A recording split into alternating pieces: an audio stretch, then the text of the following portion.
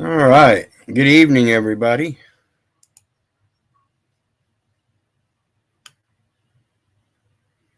Keith here. Hoping everybody's having a good day, enjoying life, living life, loving life, as always.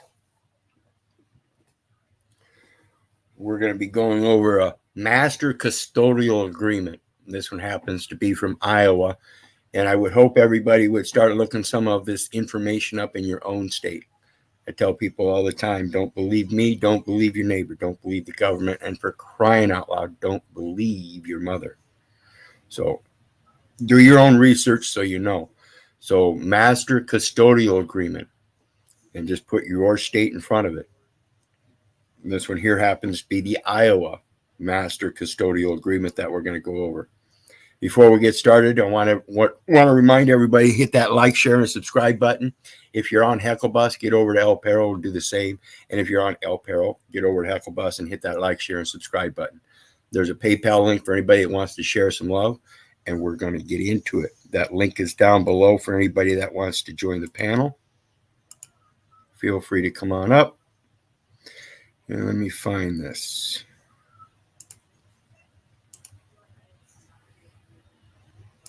Okay.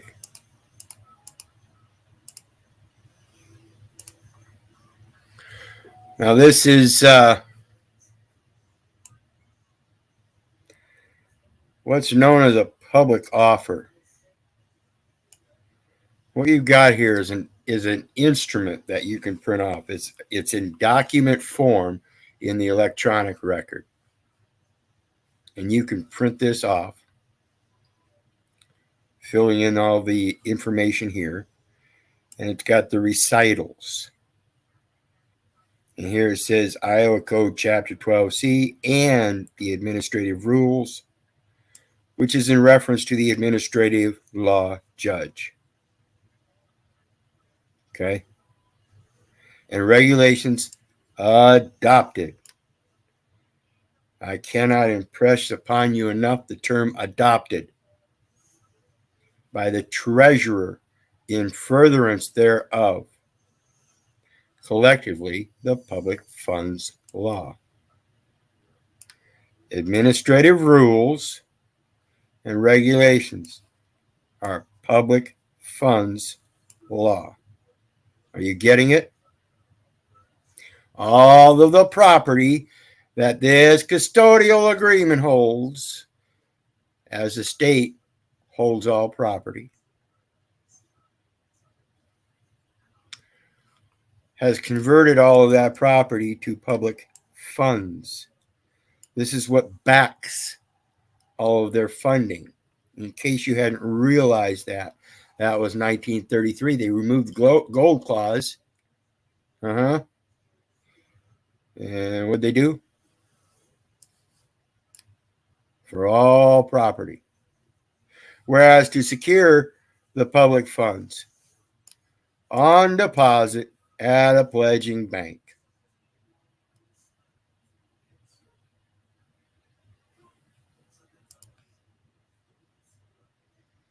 I'm going to take a break here and welcome everybody.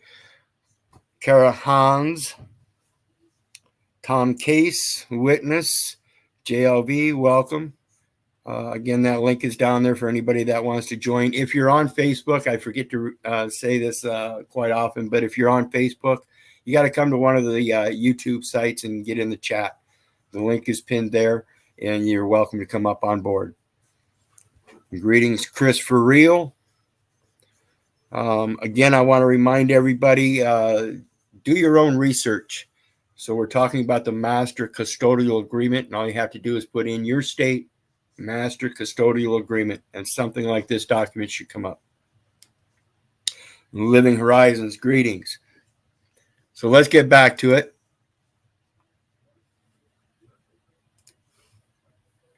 And I'm going to finish up here first, because it goes on to say require. So when they converted all of your property to public funds, it was a requirement, otherwise known as a requisition under acquisitions, because they acquired them. This is the Fifth Amendment takings clause. This happened before you even knew it. It's in their record, and you just let it happen. You agreed to just handing it over. All you have to do is rebut it. Excuse me, you can't convert my property, which is all of my real and personal effects, covering the entire estate. You cannot touch any of that and convert it to public funds. Period. Require, under certain circumstances, the securing. This is the securities laws, and this is why you have to have a social security number, they claim, so that when they can convert your property to public funds, you get to write all the security instruments like the acquisition, stay, contract terms and conditions required to implement statutes, executive orders, commercial items, commercial products. You're doing it. Every document you sign.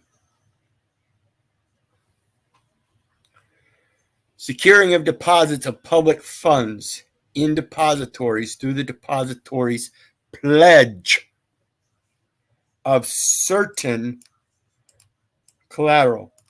The car is a collateral. You pledged it. They retitled it automobile or motor vehicle. That pledge contained a deposit wherein there's a contract to convert that property to public funds. And so the state has interest. And establishes rules and procedures for designating approved custodians. And then the state turned around and approved you as a sub-custodian. And you're holding all of those records and the property. You not only have possession of the damn car, you have the possession of the title, certificate of title. Excuse me, that's your name on it.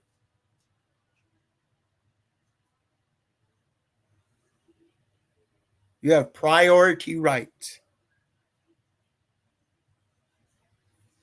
You're the principal to hold such collateral pledged by depositories. So you signed a document, which was signing over the collateral, and they deposited the document, not the property. Then they gave you a certificate of that document. So what's a birth certificate? It's a certificate of the deposit of the certificate of live birth, hospital statement of birth. The original one, it says mom is the informant. Whereas to secure the public funds on deposit at a pledging bank, that hospital has a connected account. Such pledging bank will execute and deliver a pledge and security agreement. The pledge agreement. That treasurer. Such pledging bank will execute and deliver to the county recorder a pledge and security agreement. The pledge agreement granting the treasurer a security interest. Interest versus the principal. They have an interest because there is a principal. Without a principal, there is no interest.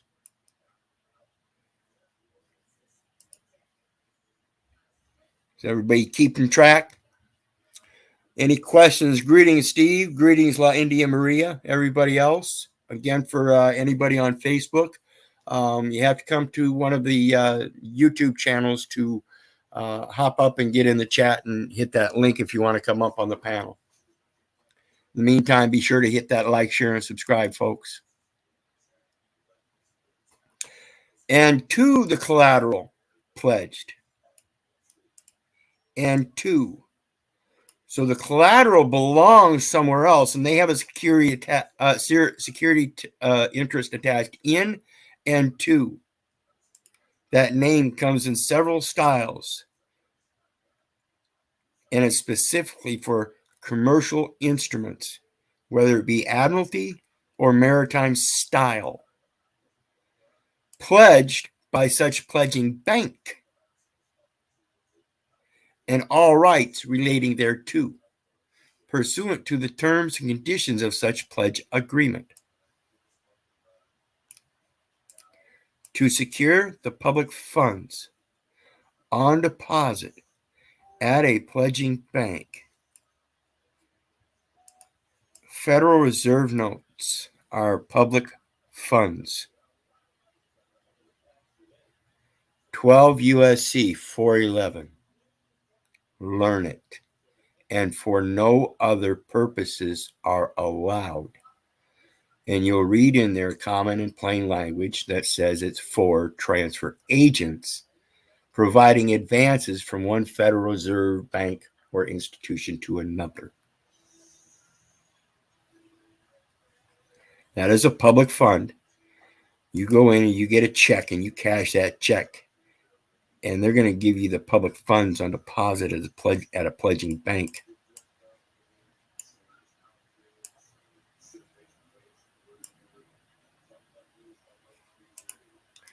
You have a checking account. You deposit the check at a pledging bank.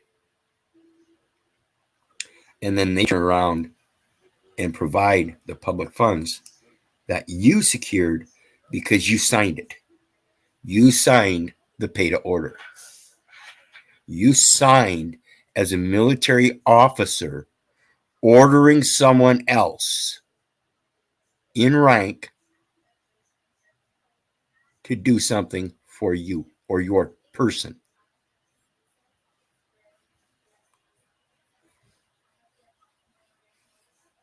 Whereas, pursuant to the terms of the pledge agreement, each pledging bank is obligated to deliver possession of collateral to an approved custodian to protect the public funds deposited with such pledging bank.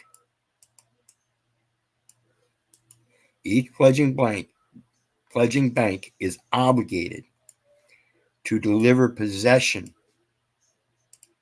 of collateral. So if they deliver you that car, did it come from a pledging bank? Did you get a finance loan through the dealership? Are they operating as a bank that can also operate as a trust and therefore have access to the public trust because you're using public obligations for said collateral, therefore making it public property and acting as an approved custodian to protect the public funds deposited with such pledging bank?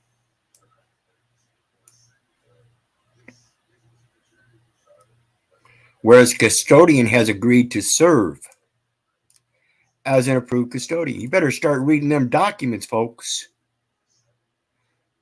When mom decided to sign up for Social Security and be an approved parent, custodian of the child, with regard to collateral deposited by a pledging bank under a spell of illness during the term of such pledging bank's pledge agreement, according to the terms and conditions of this agreement. So everything's got to go to this agreement, no matter what pledging bank it's coming from. Mr. Roby Smith. Mr. Roby Smith. Learn how to talk to them. Learn how to talk to them on their level.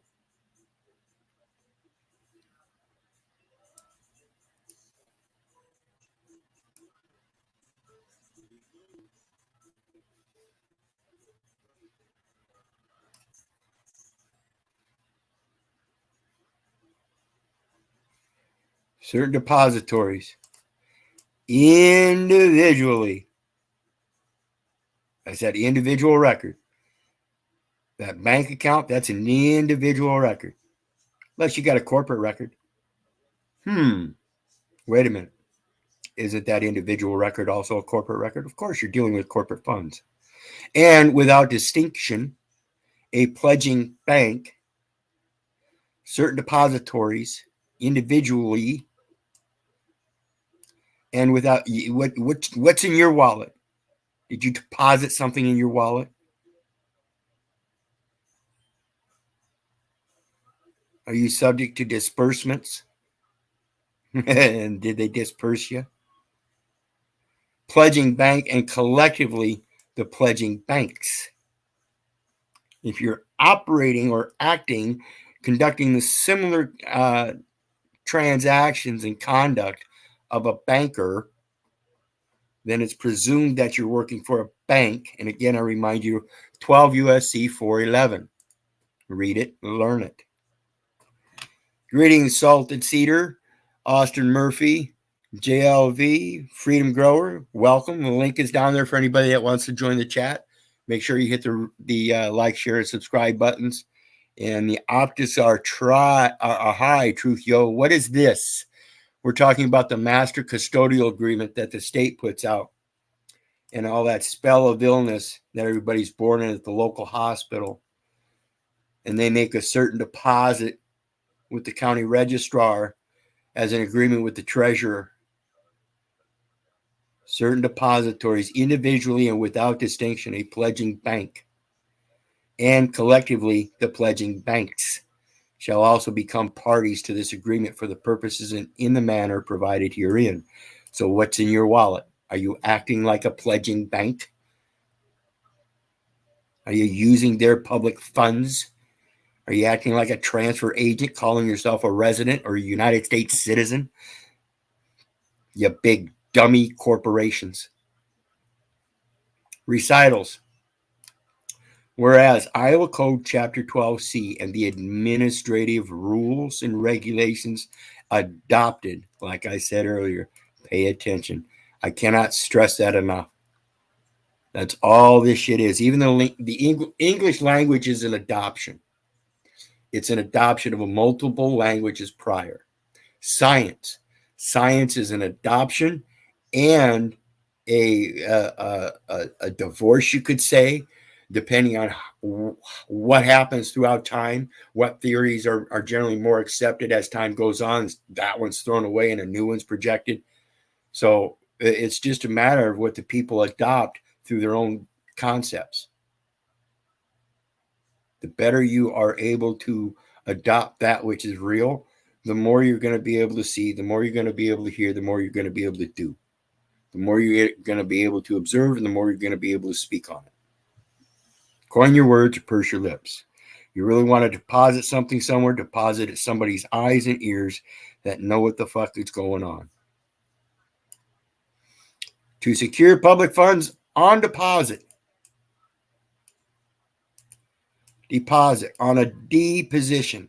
They dispositioned you. They convinced you to go ahead and give them your property as collateral in a pledge for securitizing all paperwork of theirs. A basic indemnification agreement. They authorized you.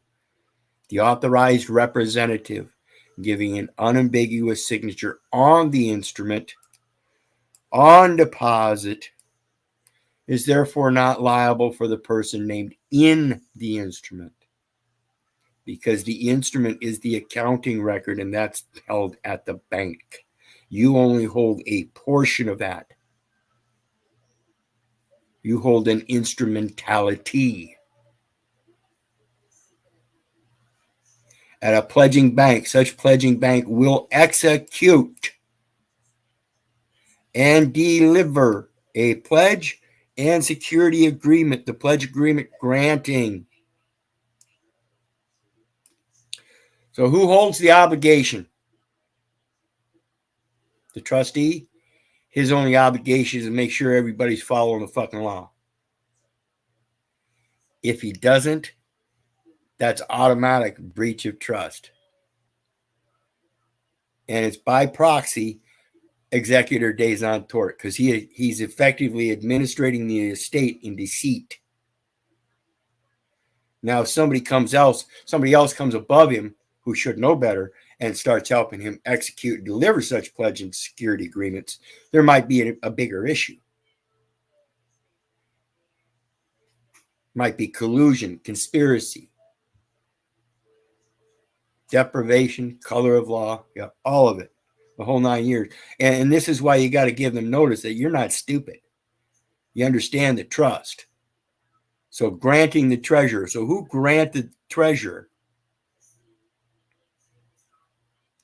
to secure the public funds on deposit at a pledging bank? Such pledging bank will execute and deliver a pledge and security agreement. So they take it after you sign it.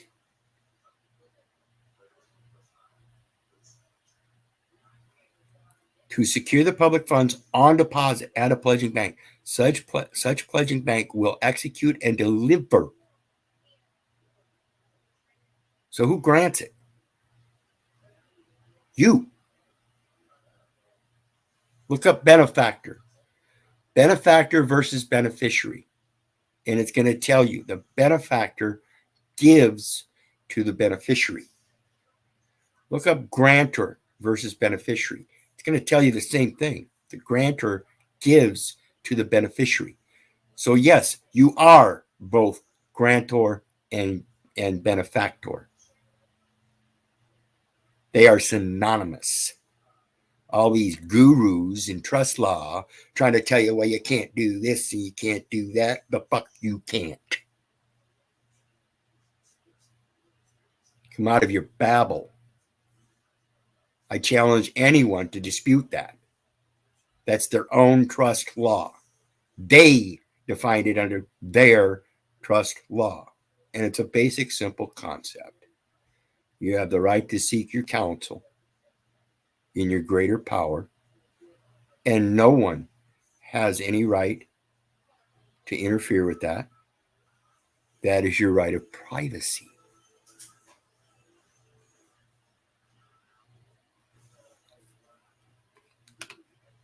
A simple trust shall not fail for want of trustee. Get rid of the damn trustee, folks. Start learning how to do the shit yourself. All it is a matter of correcting the record. Let them know who the benefactor and beneficiary is, who the grantor and beneficiary is, the trustee, and his responsibility. And you step in as trustee to settle the matter. You have a duty in law now. Because now you hold the duty in law and the obligation as the grantor. You signed the damn shit. Take care of it. All you got to do is man up and admit that you're not perfect. You fucked up. Fuck, I fucked up 93 times. At least. That's just to get a goddamn case entered into a court. That's not all the other documentation that they used against me to support it all. And again, I'm the one that signed it all.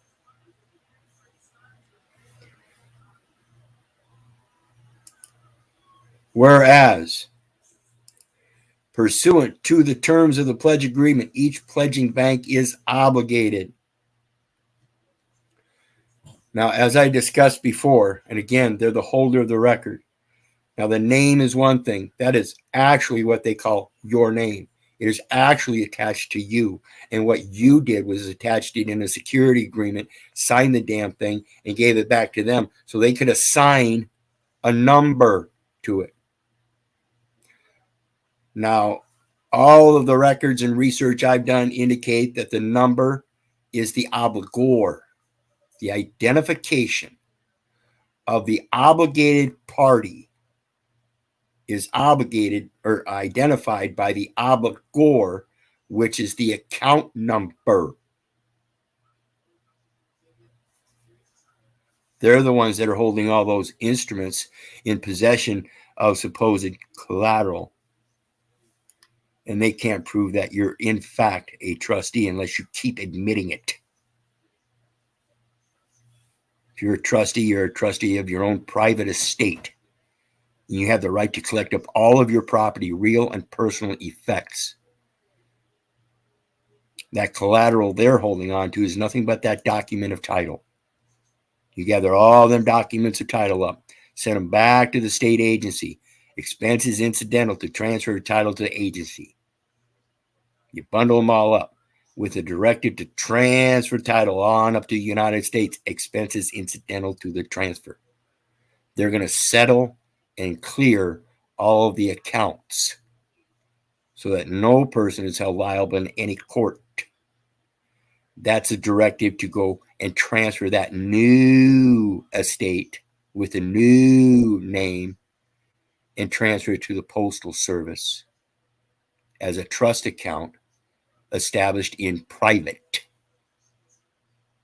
It's a fidelity agreement with the people that execute all those documents of public funds.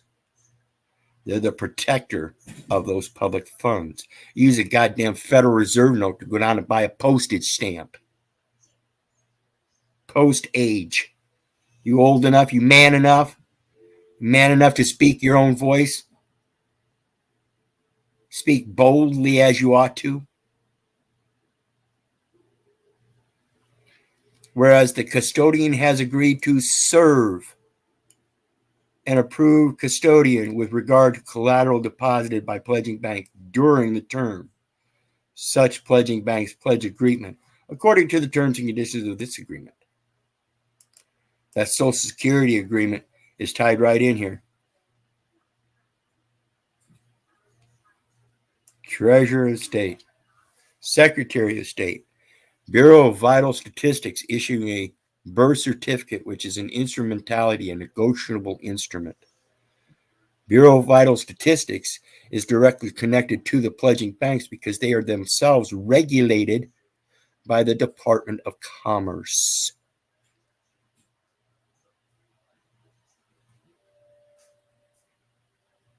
Now, therefore, in consideration of their mutual promises, covenants, and agreements set forth below, the parties hereto agree as follows. You can be a party. You just have to set your terms. And any one of these, you can line item by veto through and correct them to the proper qualitative stance. You're outside of their jurisdiction. You get to put the supplemental facts on the record. You didn't, in fact, comprehend you were approved custodians in this manner, and therefore you reject that.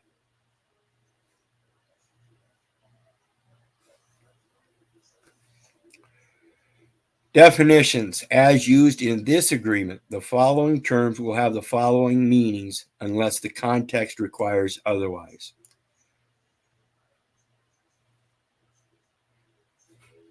Covenants agreements set forth below, the parties hereto agree as follows.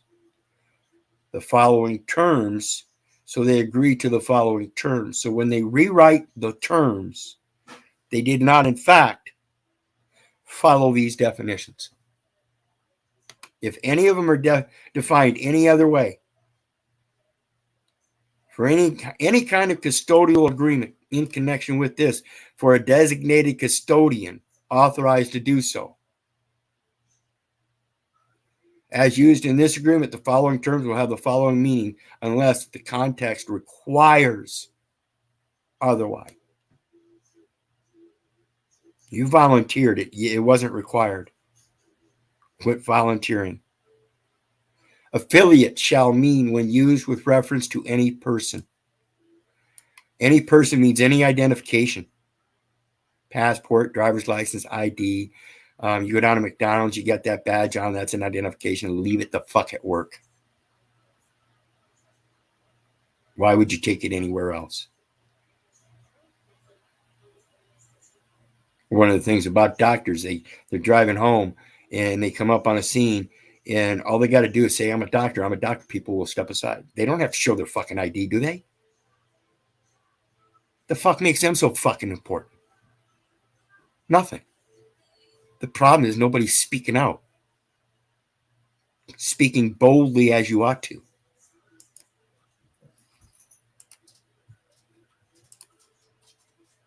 Greetings, Brother Jeff. Love the hair. Love the hair. How's it going? Wizard, optics are high. I mean, I'm Yeah, high, man. yeah. You look it. Them Are teenage you? Ninja Turtle shirts, man. You look good in those, brother. Hey, am I a custodian to my plants? You are. You better make sure their immigration documents are set right. How are we You doing don't want tonight? them deported. You don't want them depotted either, huh? Only in my jurisdiction, at my place. Real You quick want? shout out to Velvet Pin Moon Peach. Greetings. Greetings. Anybody else that's out there. And again, Facebook watchers, you have to come to one of the YouTube channels to get on the chat there to come up on panel if you want. Veteran Help, Brooklyn, Tex, Austin Murphy. Greetings, everybody. So what do you got going on, Jeff? Okay, I'm gonna harvest tomorrow some of my babies. You want to see? Hey. That'll make for a good video. Can I flip it around? I'll show you. Hell yeah. Let's see me flip this around. All right. Tomorrow. In honor. So they're called orange terp. Nice. Super crystals. So we do the pull test where you just kind of don't like to touch the bud, but if the leaf snaps, that means they're ready. That means you don't have to like really look at the trichomes. You can kind of just feel it. Yeah. These will be ready probably. This one's a new one. It's a new strain. We just named it this year. We called it gooey woa, and so it's really stacked. It's looking nice, but 'tis the season, man. It's a great day. A lot of work every single day. I got to pull these damn tarps. Yeah. I get up at But as well 4:38. worth in the end, ain't it? Yeah, it's gonna feel really good. Like, check these out. These are a little bit further behind, but they're called Green Lantern. But just check out the crystals on those. Yeah. These are natural plants. I mean, Yes, taints sir. and claims. So what kind of plants are these? These are natural plants. They're not plastic or nothing. They're not plastic. Are they real, man? I don't know. Are we real? But I Depends. feel makes me feel real and alive. I barely missed the last. Been listening all day, so it's been interesting. But when you're on the land and doing land stuff, you gotta tend to your business. Your Yeah, but it's busyness. always nice to have something in the background. Yeah, I like to share my journey with my friends here online, my internet family, because I appreciate you guys. You especially, Wizard. I was doing that etymology stuff even before I met you, but I was even writing some other words down, but I got my notes up top, so I can't do it right now. But Yeah, we're gonna go over some tomorrow, I think, and I think I'm gonna make that a step up in my my streaming. I'm gonna do more streams. I'm gonna do some short streams on some etymologies, help people sort some of this shit out. You'll be amazed at what follow means. yeah, this one right here, this is called Passion Orange Guava. It won, actually just got named first place in the State Fair of California this year. You can look it up. Nice. So for the terp profile, it's got really high terps, and this was the beginning of it all. This is purple candy cane. This was the mama girl that started it all. They're getting really close. Yeah, those are For the looking depth. sweet, brother. So I wanted to share on your stream, give you some love, man. Yeah. Well, you know me. All glory goes to him, guys. I'm just glad to be some kind of pass through the best I can, and I hope the energy keeps flowing and increasing. So So hey, I heard something. I want your opinion on this. So I heard something. Not that what other people's opinions matter, but on an earlier stream at some point, do you think? Do you think it's a sellout to? I mean, I had to get the licenses and stuff. Do you think it's a sellout for me to do that? Oh, Even though I, absolutely. Absolutely. If you're gonna do this shit, people, you got to be strong in it. It's like I said when they walked me out there that last day of jail, and that judge gave me that discharge paper. That goofy woman across the counter tried telling me, "Oh, I'm not going to let you out unless you sign this document." I said, "Oh no, that says release paperwork. I'm not releasing my services to keep doing your paperwork. You do whatever you need to. Well, I'm not going to let you out." I said, "Really?" Pulled out the discharges. You're telling me you're going to violate the judge's discharge order? And boom, I was out of there quicker than I've been out of there in 35 years. Shit, you not. They were shoving me out the door. yeah. Well, what I'm asking is like for me, this kind of feels like freedom to me because I'm on the land and doing stuff. But I do kind of feel like a cuck because I had to play with their system, which sucks. But I, Absolutely. It's like the but I do. scripture says, brother, there is no back door. There's only one way to do it, brother.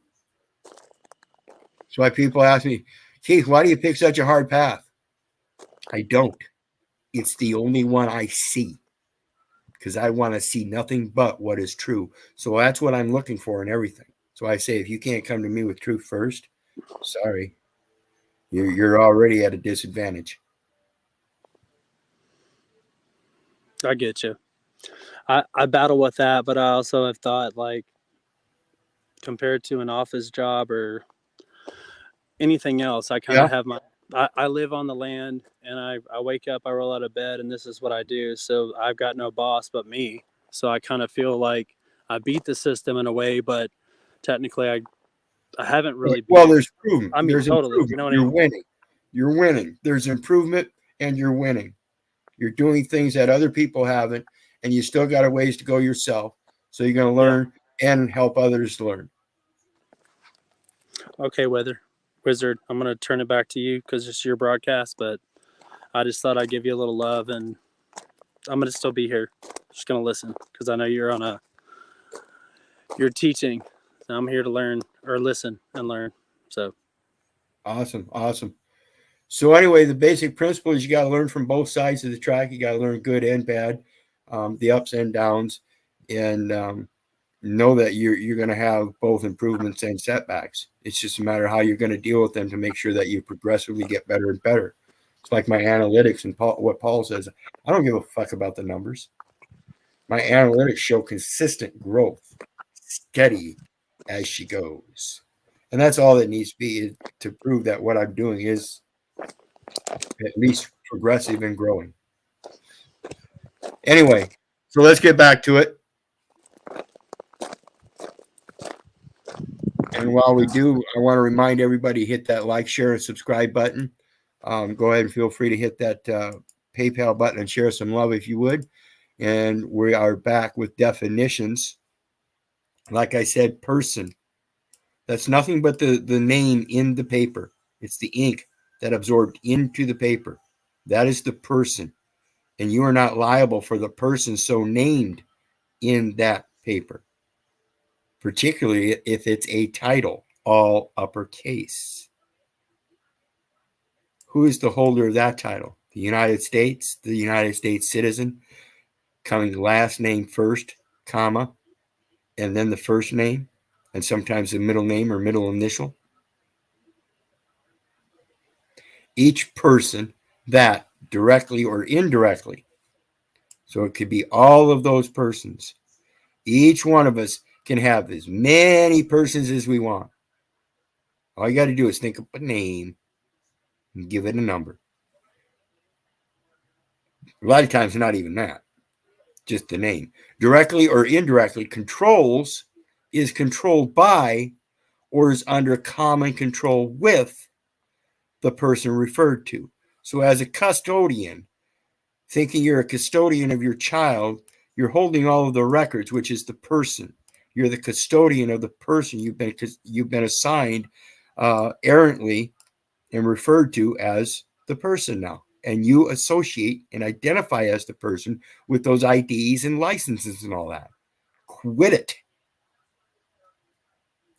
Each person which beneficially owns or holds, beneficially owns or holds, directly or indirectly, 10%. What's 10%, guys? Does that sound like a tiz?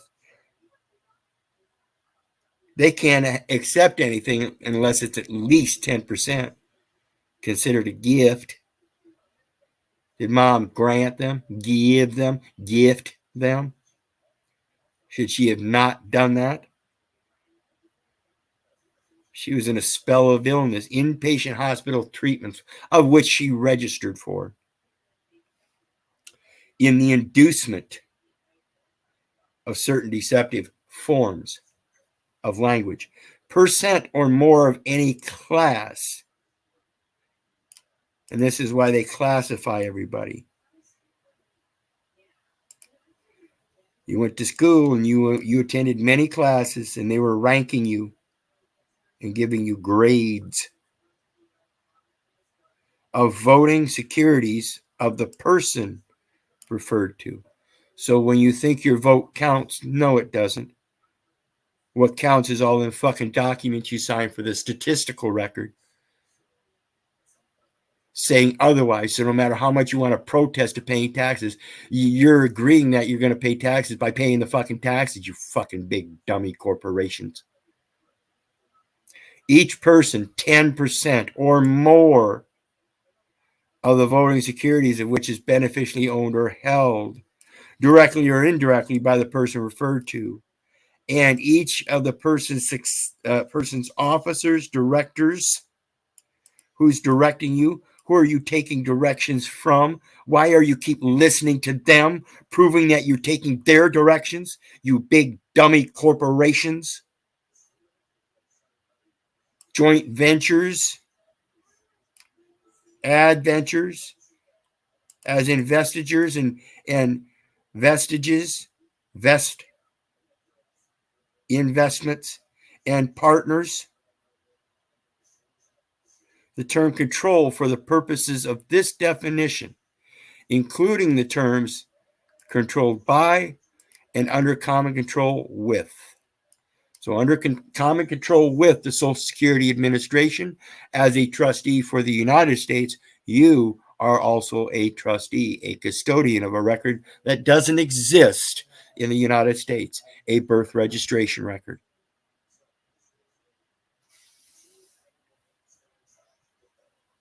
Think about that, folks. You and the state are the only ones that have the authority to hold those records, technically. But through various other communication designations, communications of debt, of conveying debt, there are certain people that are allowed to pass that instrument or information relative to that instrument,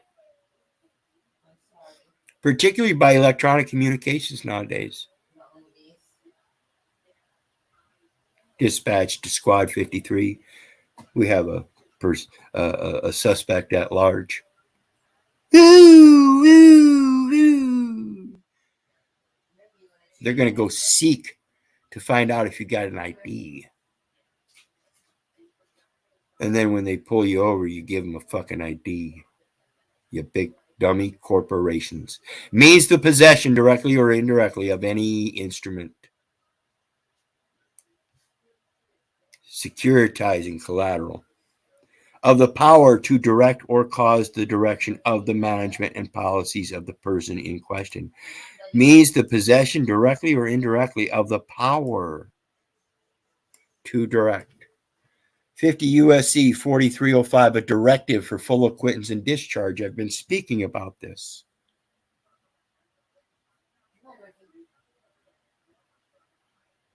It's a full acquittance and discharge of the obligation. It's an acquittance. The obligation no longer stands. No person shall be held liable in any court because a proper transfer has been made and the property reverted back to the original owner. Or cause the direction of management and policies of the person. So anybody that's managing or directing those policies.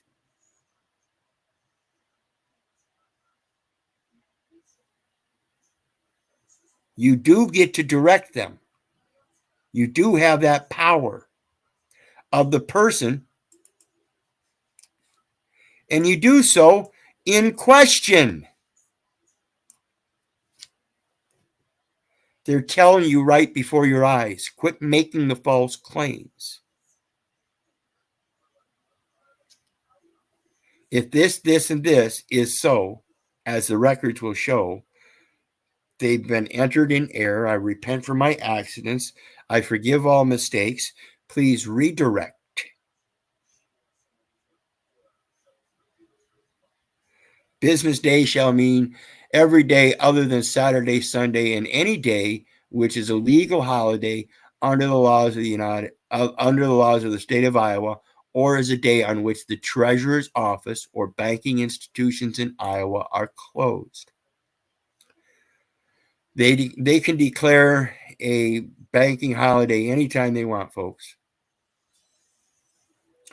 Collateral shall mean with respect to each pledging bank. Keith, I have got a quick question. So earlier today, you said something profound, which was God didn't create man; man created God. So everything that you're preaching today, because for a lot of people are normal people, it sounds confusing what you're saying, and it just sounds like a bunch of like rhetoric, mumbo jumbo lingo, and it kind of made me think bigger to the whole thing is like, I mean, how can we be touched with anything really? I mean, I feel like we could write into any organization or any institution, but just most people don't want to take time to write the letters. Like you say, you don't go to court, right? Yeah, You won't set foot in a court. Paulie says that too. He's like, I'll play their game and I'll write them something. I've heard the same thing with like credit institutions. So if you dispute a credit charge or something, they have so many days legally, law, whatever their game is, they have to respond to you with a true credit report or a true. I don't know. I've looked it up a long time. True and correct report. Yep. And so And if they can't, you just update it. and so if they can't give that back to you within 30 days, then some people will see it just drop off their credit or not be on their record. But most people don't know how to do that. They won't take the time to do that. It's too hard, too confusing, but it goes with everything that you're saying, because you're going through their terminology, and you see the holes like it's like someone that is awakened for the first time, and you just see it. And so that's why you're the wizard. We call you the wizard because you're just like you speak it, and we're all just like but we don't quite get it. You know, do you understand how we can all look at you? And even with you explaining it or going over the documents, a lot of us are still kind of overwhelmed with what it even means. Doesn't mean that you're smarter than us, I don't think. No, just like you said, when we met, you were into the etymology. Yeah, that's about all I do is the etymology, etiology, and epistemology. I want the roots of everything because that's the clearest I can get of any concept that's as close to true that we can find. Yeah, I made a video like 2.5-3 years ago. My YouTube channel got smashed way back in 2020 when I was trying to make videos, and I did I did a video about and no, I didn't see it from anybody else. It was just something I figured out. It was like tell I vision. So they tell a vision. So they tell you a vision. It's on a program.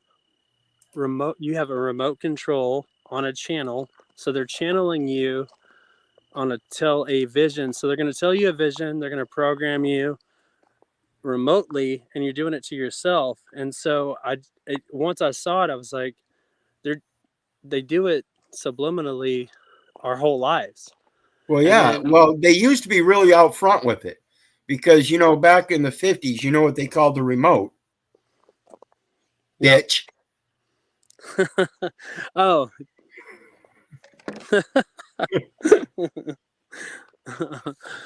They're still calling you bitch, dude.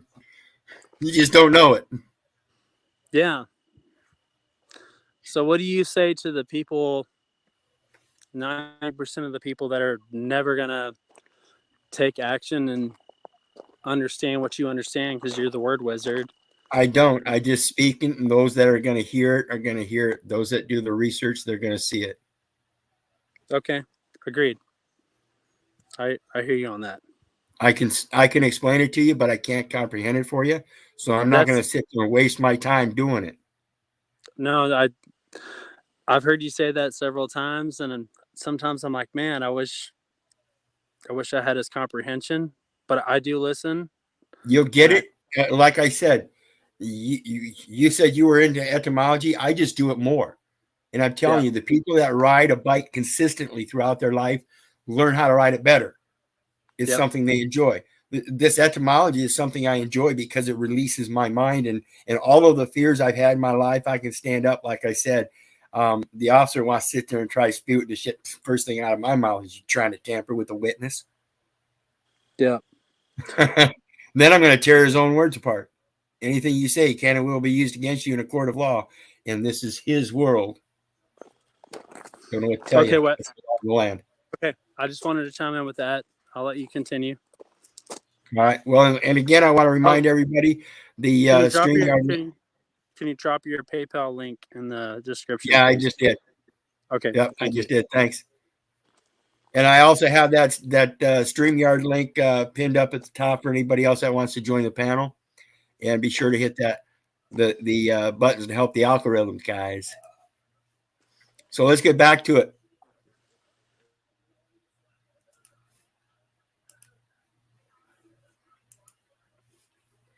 Collateral shall mean, with respect to each pledging bank, any one or any combination of the securities or other forms of collateral as described in Exhibit D, attached here to, and which collateral and treasurer deems acceptable, and which collateral the treasurer, these they have to, and which collateral the treasurer deems acceptable, and which has been designated by the pledging bank, and the designations are the signatures. So keep signing them. You're the one designating them as co-trustees with you, accepting custodial receivership in possession of a record of a person controlled individually or collectively, however that went, under common control with, controlled or under controlled by and under common control with, means the possession.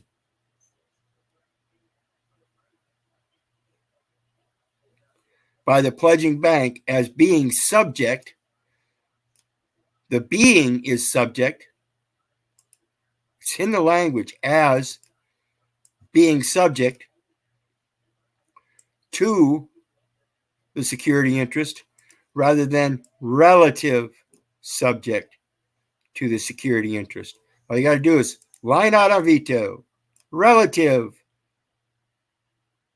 to, being relative, line out veto subject and put being relative, the relative being.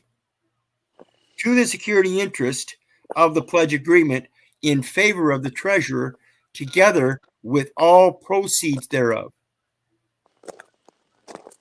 So it's a togetherness of the proceeds, and you correct this, in favor of the treasurer, who is the person, but also subject to the relative being. Keith, can I jump in real quick? Did you see the huge news today? What's that?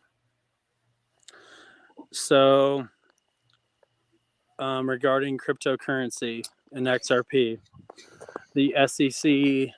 So when I was on my awakening journey or whatever, I was following all these accounts, and XRP is supposed to be a bridge currency, basically replacing the Swiss bank. Ripple is kind of doing that. Ripple, and then I bought all this stuff in it, and it was going insanely crazy good when Bitcoin made its run, and then the SEC, right when McCabe switched over to Gary Gensler, they sued Ripple, and it dropped XRP down to very low from like when I first bought it. Today, the court finally made a judgment and said XRP was not a security, which is it's insanely massive for the crypto market. So everything, it took a 75% jump today. So it went from 46 cents to, I think it topped out at 95 cents. And before all this shit happened, and I had a whole bunch of it, but I had, going through what I've been going through, I ended up, like people do when they get in desperation, they sell their stock kind of, and I sold my stock, but I had always believed in it. But basically, it makes things, you become your own bank almost in a way. Absolutely. That's kind of that's the future of currency, is that you can tokenize anything that you already own. So if you own a car, there's no one that can buy it. There's no middleman. It's like a title, but you don't have to go to a car dealership to get a car. This is my car.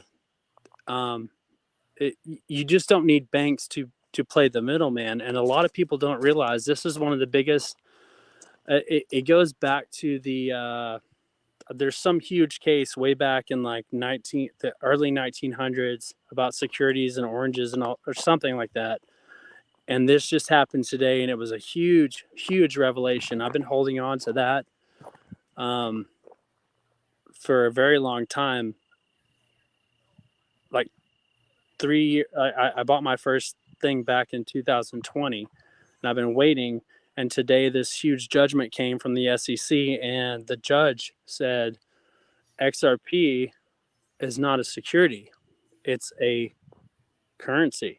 Like, right, it's a private bill of exchange. Yep, it's a private exchange. And most people don't understand how big that is. Even Tommy's talked about it, Tommy. He knew. Well, that's private, why that's the private blockchaining. Yep. Okay. That is. Listen, every keystroke you put in there has what's called a security certificate with a time stamp. Yep. Those are the requirements of a security instrument. Identification with the number.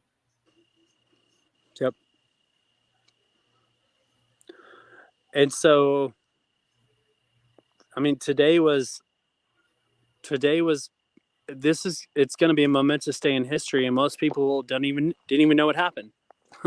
It's all over my feed because it's what I watch. It's one of the other things that I watch, besides Truth and Freedom and all you fuckers. Right. But well, this was a huge win for our personal freedom and away from the big banks. Right. Most and this is the basic principle that when two men have a private contract, a third party can't just intervene and say, well, you're doing wrong according to him. No.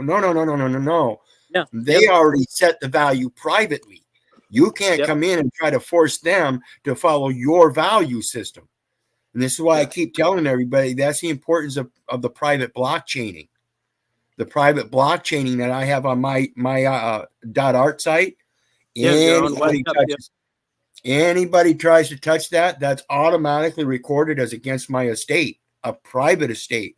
Now I have automatic claim against that, but the principal concept is that I don't need to conduct my affairs in a trust, and I prove that by having my own singular site on the international web, which is a sea of commerce, and I've caused no damage, and I've received none.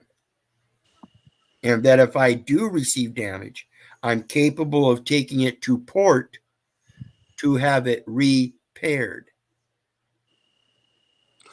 Isn't it funny that speaking of words and what we were talking about earlier today, a lot of people, you know, Jesus is the Son, Ra is the Son, everything else in etymology is there's currency means water. So like there's you got a bank, which the bank is part of the currency, and there's liquidity, we call it liquidity. So everything that all the assets run through that, but then there's also the bigger portions of everything else in the world that are like the sun, Ra, like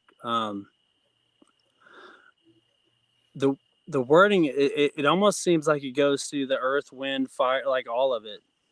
And I don't really know exactly how to explain it, but do you see what I'm saying with I know with the etymology, like bank and currency, there's so many words, liquidity, that go, and then maritime law, because everything was done on the ports and all the trading was done through sea, and on the water.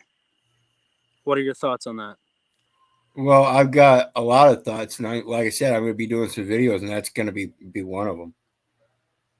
We're going to talk about what everybody thinks time is. Yeah, What do you think time is? it's a pattern of cycles. See, a lot of people pay attention to that time cycle of every 7 days, paying homage to the Father, paying Sabbath to the Father. What about the natural cycles? Yeah, I'll tell you this, Keith. You were talking earlier today about if you want to experience like true life, getting in nature. So you go fishing. There's a time of the year for certain things to happen. Out here in my garden right now, I'm in Northern California, but everything around me is kind of like a desert. Everything's really dry. So you can understand that little my my 10,000 square feet of luscious green jungle is a smorgasbord of life. I've got tree frogs sitting on my emitters that are downspring, and grasshoppers and moss. And like right now, I've noticed the patterns of all the bugs. They come at a certain time. Um, the caterpillars come at the caterpillars love to come 2 weeks before harvest and just eat my freaking buds. It happens every year. Like there's nothing. So you start to notice patterns of nature, and it's kind of a beautiful thing to behold, because not a lot of people understand or watch it or see it in real time. And I've been seeing it for like the last 3 years. When the spiders come, when the wolf spiders, their eyes, I can see them in my headlamp at night. When the birds start doing this, when the hogs come out, the jackrabbit, I've got like 2 jackrabbits that come out the same time every single day. It's an amazing thing to watch. And most people are not in tune with it. I wish more people were. Absolutely. Because it's just life goes on without us, with or without us. And when you're in it, you see it. And we're supposed to be part of it, but most people are not part of it. Yeah, they They're not fight it. Most They people build are. these concrete scabs, these huge concrete scabs that they call society, and all these solid structures and shit that they use material that they destroy other parts of the world, forests and stuff, to gather that material to create that huge scab, destroying the water cycles. So speaking of that, I was thinking of like some a speech for like Alan Watts said something. He's like, there's prickly people, um, and there's gooey people. And the prickly people, it's like, think about how we make all of our houses. Like everything's square, everything's in a box. There's really nothing in nature that you see that is like that. And I feel like that's part of something that keeps us away. It's almost a way to keep us out of. It's almost a subconscious way to keep us structured and controlled. Because why do we build our houses in squares instead of domes Well, or well, not, any other structure? What's your thoughts on that? well, and I was just gonna say I did a video on that almost probably 6 years ago. Homeless. You can't possibly convince me that I'm homeless because that They're little box houseless. there, They're right? 'Cause houseless. that little box there is actually just a house. My home is this world. I am in this world.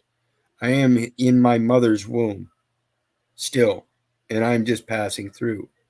Once I pass from my mother's waters into heaven again, the cycle will be complete as I comprehend it. Okay. Yeah. But then that cycle continues just like in earth, as above, so below. So if that cycle in earth proves to repeat, then that cycle in heaven proves to repeat. So maybe I'm just reporting back to the captain every so often and going back out to the field and doing his work. And every time I go back, I'm being graded. Sounds like a duality that makes perfect sense if you look at it from the right perspective. I agree. I feel like we meet all these people in our lives. Maybe it was past lives, or maybe it was. I mean, I don't really know. None of us really know. The whole point is we're experiencing. Not to go tell cop. I mean, we're experiencing it now every day, but I wonder sometimes how much you can manifest something, or if it's just it is what it is, or I think it's more of just letting things happen as you do what you need to do along your path. Um, like I said earlier, people ask me all the time, why do you pick such a hard path? And it's not that I pick a hard path, it's the only path I see. And I'm willing to accept what comes along the lines because I already know what I've already been through. Can't get any worse. I'm on my way up. Like Paul said earlier, I ain't got nothing left to lose. I got everything to gain. So why are you trying to hold me down while professing you got more than I do? Sounds kind of stupid and insane to me. You know what I'm saying? yeah, So no, what's up, JT or JD? You there, brother? JG. can you hear him? Yeah, Hey, Am how's I, it going, brother? am I on the main screen? Just me, or is that just what I'm seeing? Yeah, Oh, okay, I okay, had to get it back. okay. I'm not a producer. I'm doing the best I can. I'm learning it all. All right. Well, I want to say thanks to everybody again. Harry Nutt, Angry Rooster, Chris for Real, Kelly, JK, welcome. Austin Murphy there.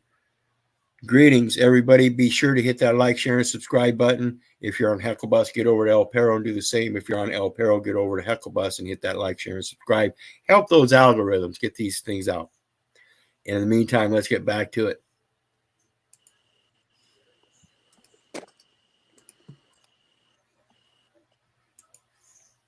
And we're not going to go much longer. This is a long document, so I'm going to make it several parts. So now that we understand what the being is, how the perspective you can look at it and assert it, and they can't really deny, particularly if you're the one that knows you can line item veto and overwrite.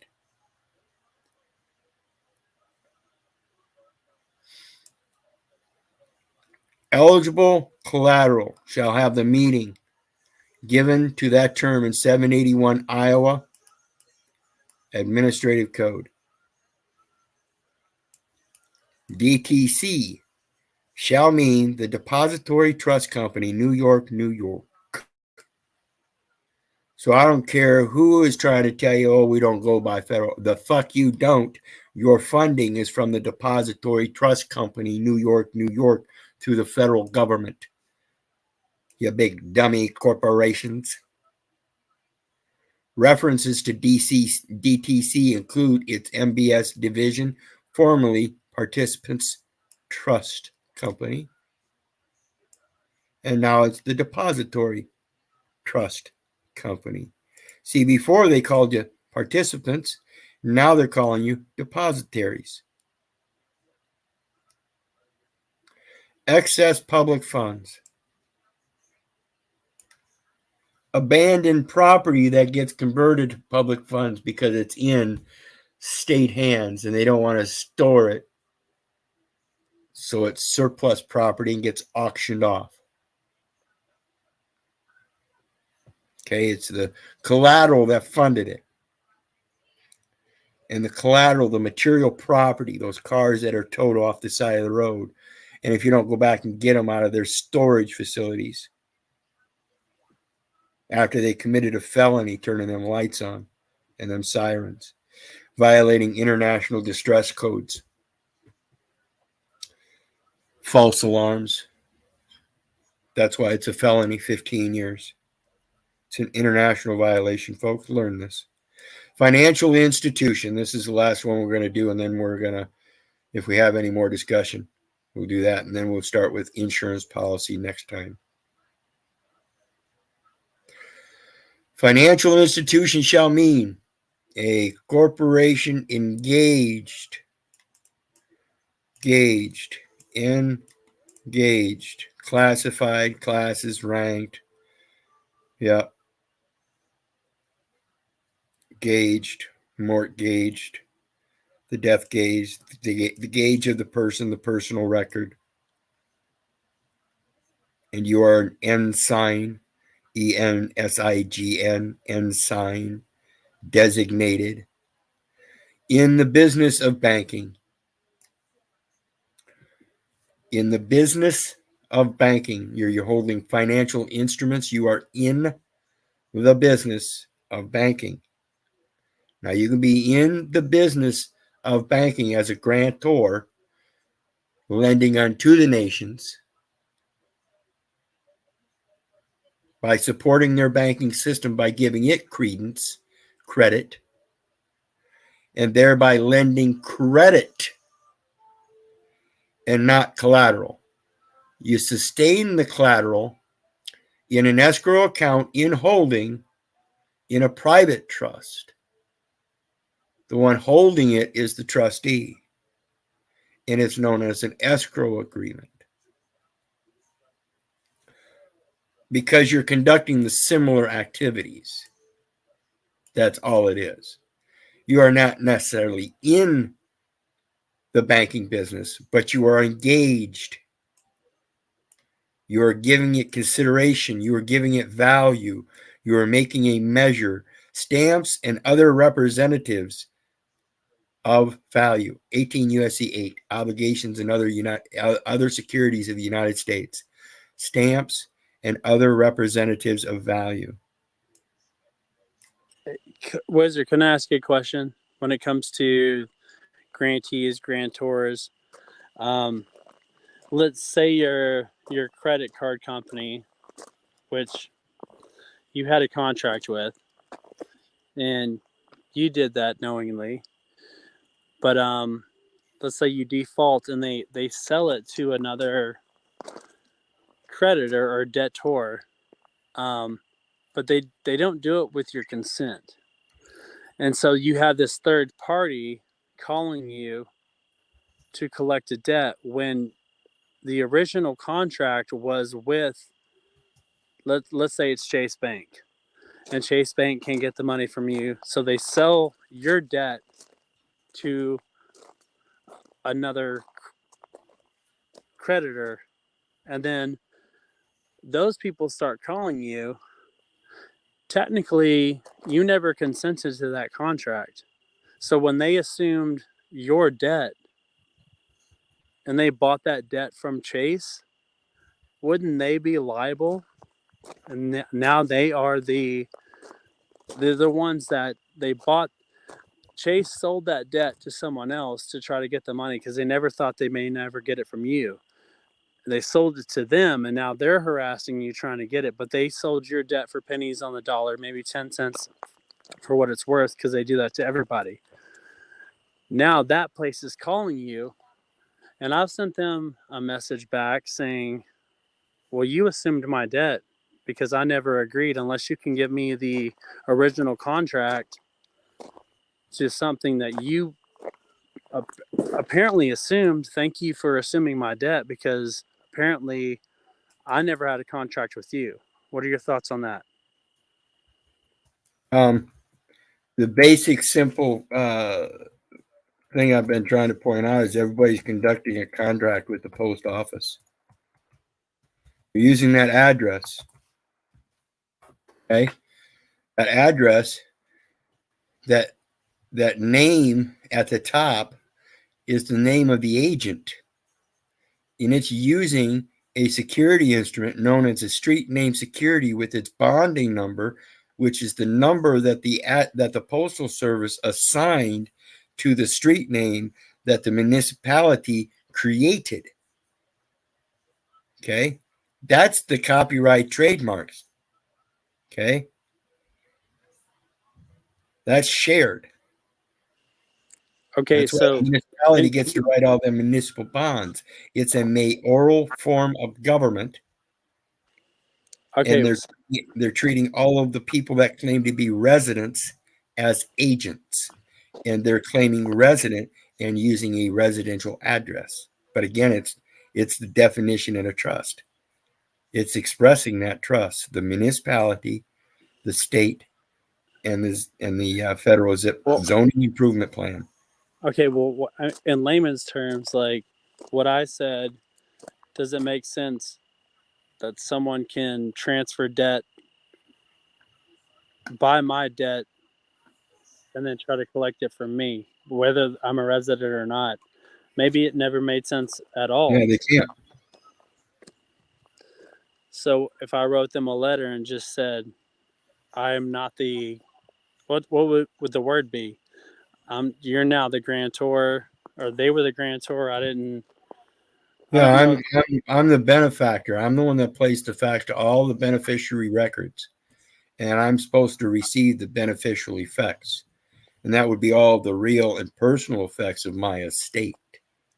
You have Okay. no jurisdiction of probate over the estate of a man who is standing here giving you his living will and the living word of the living God.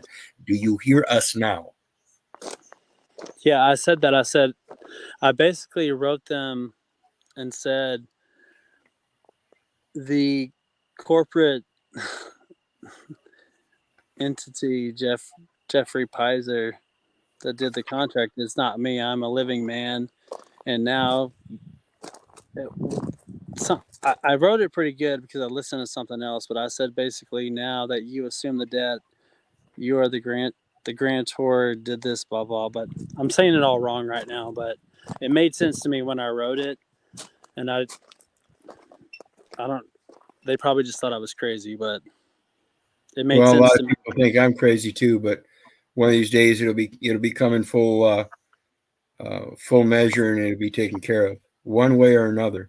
People will either believe that I'm the lunatic others call me, or they're going to believe that I'm a genius that they think I might be.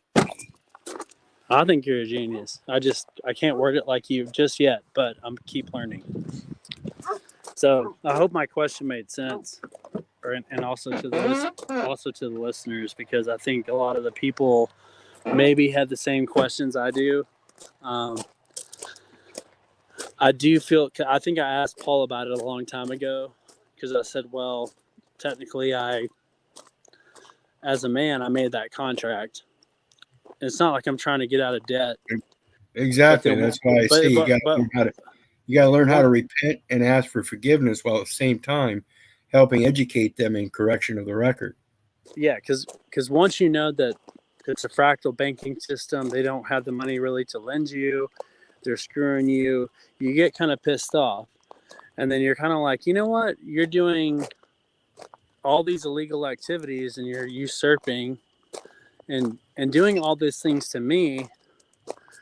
And then once I realized what you're doing, I felt like I was it was almost like a false contract. And then especially, but once I did it originally, fine. But when they sell my debt to someone else, then I feel like I have a little bit more ground to stand on and be like, hey, I didn't sign anything for you to sell my debt to someone else. And so whoever bought my debt, they should assume that debt. So these Well, they secondary, do by law. You just have to know how to assert it. okay, See, all debt is under the obligation of the United States. That's why that Federal Reserve note says redeemable for, or can't remember what it says now, but it was for all debts, public and private. I think we're about to go back to the gold back. They're doing the BRICS thing all over the world. We're about to go through a financial. Everything's about to change, in my opinion, very, very soon. Well, of course, I've said that since the Queen died. Now Yep. we're under a kingship. Your stamps, money, and laws will all change. Yeah, there's about to Anyway, be a black swan event, in my opinion. But I digress. Go on, yeah, we'll because talk you're about sharing. that some other time, man. Greetings, Hassan. How you doing, Hey, brother? what's up, Keith? I was sparked off when I heard um the whole selling the debt thing and it being bought, and it's funny how when you actually know what you're saying based on principle, it made me realize that immediately what you had told the young man was, the contracting is happening based on, if I'm not mistaken, Article 1, Section 8, Clause 17.2.1 in the annotated Constitution, as far as, the public places or places purchased, and is dealing with that whole post office thing. And I just wanted to just really chime in on the fact that, yeah, bro, like, you as always on point, in sharing that, and I trust that the young man that brought his inquiry can completely see that, if of course he didn't have a contract with the said debt collectors, who's a third party interloper, just asking for the original contract, and when they don't produce it, to just put them in default. And it's usually just that simple. I'm open for correction, though. No, that's absolutely right. And like I said earlier, though, and pointed out, is that the important thing is to remember to do it in question form. Correct. So, but Correct. you have to physically write them, correct? Yes. Okay. Yeah. Yeah. It's Yep. not. It's really way easier than I think it feels. Is way easier than it feels. I'll say that. I yield. Yeah. I mean, I heard this like 2 years ago through like Charlie Freak. I know maybe people think he's a shill or maybe not, but I learned a lot of good shit from him and Santos or whatever. But I think we all kind of come together in this community for some reason or another. And a lot of things make sense, but a lot of people are kind of like, they have trepidation because they don't know how to go about it. But a lot of people just don't want to do the work, and actually do it. But it does make sense if everything they make these codes and laws, and like the way they write it is to make it difficult so we don't understand. We have to have a representative, which that means someone representing you, and you should just present yourself just like in court or anywhere else. So I do appreciate you chiming in, brother. Yeah, indeed. I mean, my question to you before you yield, do you qualify for the debt? What do you mean by qualify? Okay. have you ever researched what it takes to be one who owes a debt to the United States? To the United States? Yeah, it's not. I mean, I would trust I can keep it simple, but like, have you and this is not showing off on code, but these may be things that assist you. Um, but the thing is if you're being requested to give Federal Reserve notes for the discharge of a specific performance, what I'm asking is, do you qualify to perform specifically? I'm still not sure what that means. What do you mean qualify? Do I qualify for what? Do you qualify to perform discharging a debt? So okay, are you a United States business? I mean, according to No. According to you, are you a United States business? according to what I know now, is my capital name is part of the corporate business of the United States.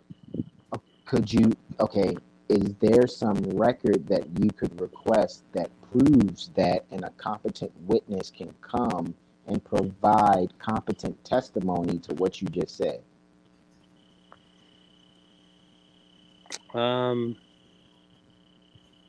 I mean, maybe people here online. I don't know that I'm a corporate. Are you asking if I'm a corporate entity? Yeah, because the first thing I don't want you to do is confess it, because then you would be breaking the law according to Bill of Rights 5. There's no need to be a witness against yourself. Is there someone else who can go, yeah, I've seen him fill out an application Yeah. Okay. and Yeah. and he made himself a United States citizen? Is there a competent witness that could come forth and testify to that?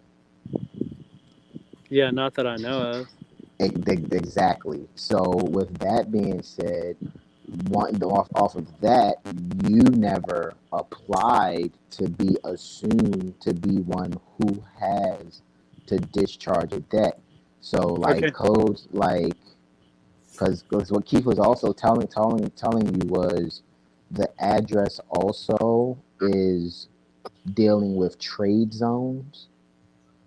Alrighty, like federal trade zones. And when you're in the trade show, only people that qualify for that are United States businesses, and one of the United States businesses is a U.S. citizen. That's 15 USC 4724.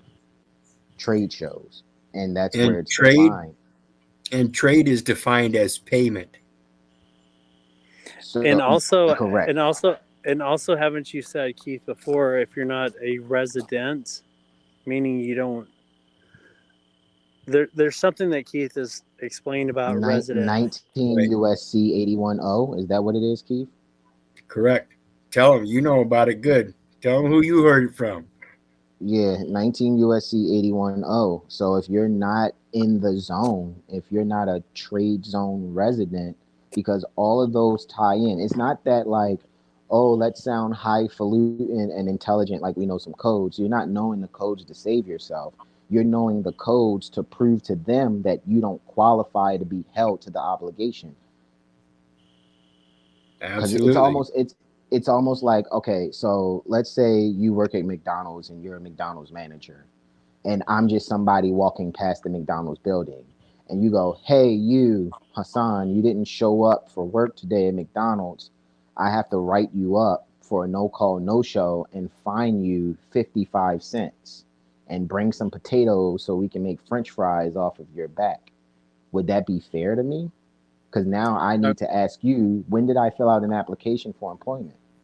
Okay, that's a good analogy, a good way to put it. So since, go ahead, I'm listening. No, I'm listening to you more. Go ahead. So with that being said, yeah. So with that being said, the qualification would be, one, are you a U.S. citizen? According to 15 USC 4724, that's a no. Are you a resident in the zone? 19 USC 810, that's a no. And who can be issued a social security number that's 20 CFR 422.104. When you look up the definition of you within that code, you'll see that you is one who owes a debt to the United States. And another thing to show that too, if you look at what is it, Keith, 22 USC 212, when who qualifies to have a passport, again, it would have to be one who owes a debt to the United States. So when you see the correlation of all these things, what Keith is sharing, what we've learned from another group, you know what I mean, in Lawful Living, is where I met Keith, and these are the things that we go over, because what you'll actually realize is that when you learn these things, you're gonna have to be able to have a spirit that's calm, write it competently, and recognize that you're talking to an illiterate that swore an oath to not be an illiterate, but they're clearly a fucking illiterate. Well, this is making more and more sense to me because I've heard people try to explain trust law, and what I'm understanding about it now more than ever, it's not a paperwork thing. It's literally trust. Like you could write it on a piece of paper, and that is a trust between one person to another, or trust law to God or whatever else. So it's not like you don't make an LLC. Like trust law is, I mean, maybe you can create a trust, but a trust can be as simple as you writing something on a napkin. Am I correct with that or not? Absolutely valid. This is what I keep telling everybody: coin your words to push your lips. My friend, he came out here with the guy that brought me out to California. He was selling all these, like doing this real estate. He was flipping real estate properties to weed growers. It was like a genius idea because he would just buy raw land, get a well ready, do a pad, and he had his investor like doing this. But I remember being in a bar with him writing a contract on a napkin to someone, and I was like, dude, that's not legit. But literally on paper, on a napkin, he was writing a contract. It's basically a trust contract saying, here, you sign here, this is good. And he would take him to the county, the the title, Placer County title, say, here's the deal, we wrote it out. And they're just like, who is this guy writing napkin contracts? But they accepted. Somebody who comprehends the principle. Yeah. And so he did it over 100 times. Like he made it more and more legit. But well, yeah, it's on the premise that if you want equity, you got to bring equity, and that means that as long as you can coin your words, you can do it in any medium. Correct. He could have wrote it. He could have wrote it in crayon on a brick. As long as there's an offer, an acceptance, and consideration and acceptance, then the only thing after that is delivery. In honor. And that's the equity. If you want equity, you got to bring equity. So you got to do it in honor. That means if they find something fault with it and do a line item veto and you take it back, you have to be able to find an agreement with them. Otherwise, you can't just dismiss it. That's dishonor. Do you think that on a bigger scale, so everything we have to do, like if we have an Apple phone, anything, to have electricity, we all just sign it. But we're all consenting all the time, because every single time somewhere you have to sign a contract. And that's whether it's a big corporation or whether it's a man to another man. Really simply, how did it get this way? Well, two ways to avoid, I think, the spirit of what I think I'm hearing. It's like, oh shit, I want this thing. It's shiny. It's current. Everybody has it.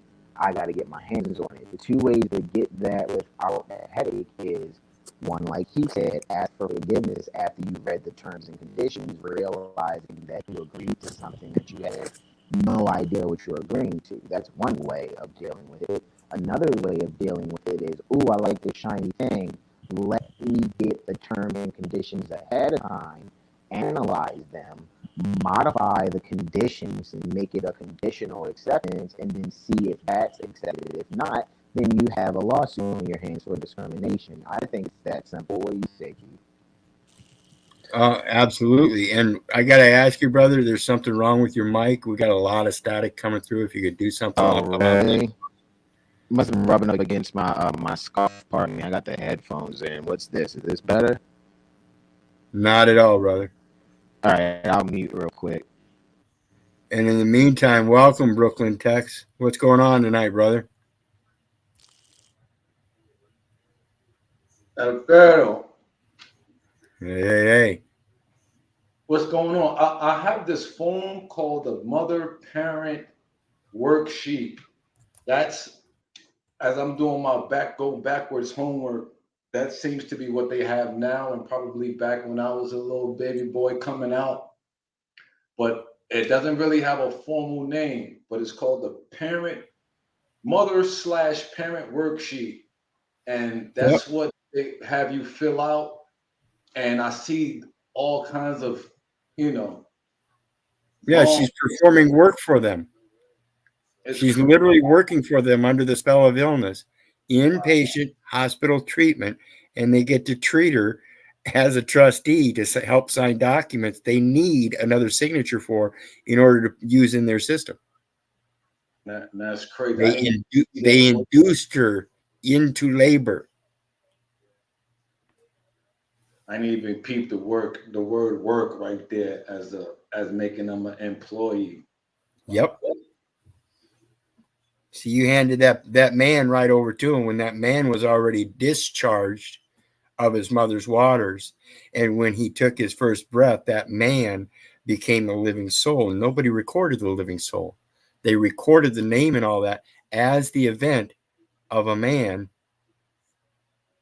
that entered into commerce, because that was where the entry was, and that's an unlawful entry.